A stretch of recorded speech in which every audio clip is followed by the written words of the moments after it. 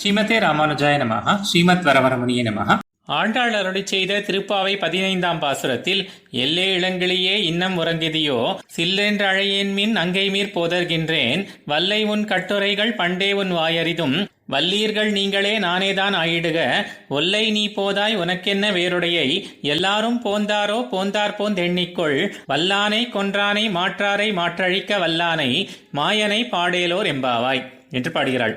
கீழ் 10 பாட்டிலும் நிகழ்ந்த வினாவிடைகள் இந்த பாட்டிலே வெளிப்படையாகவே காணப்படும். இளமை தங்கிய கிளி போன்றுள்ளவளே இஃதென்னே, இத்தனை பெண் பிள்ளைகள் திரண்டு வந்த பின்பும் தூங்குகின்றாயோ என்று துயில் உணர்த்த வந்தவர்கள் கேட்க, பெண்காள் இதோ வந்துவிட்டேன், அயல் வீட்டு பெண்ணை நானாதா என்றீர்கள், என்னையோ இளங்கிளியே என்கிறீர்கள், கிருஷ்ண விரகத்தாலே நீங்கள் வெளுத்திருக்க நான் மட்டும் கிருஷ்ண சம்ஸ்லேஷத்தாலே பசுமையுடன் வாய் சிவந்து இருக்கிறேன் என்று வெறுப்புடன் அழைக்காதீர்கள் என்கிறாள்.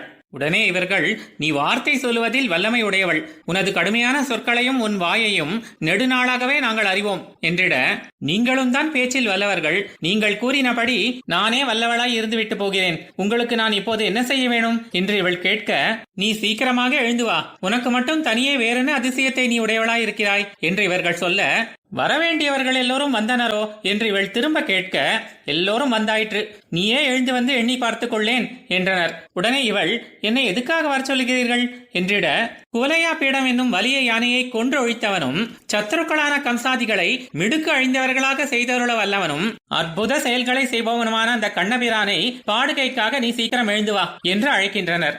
ஆழ்வார் எம்பெருமானார் ஜீயர் திருவடிகளே சரணம்.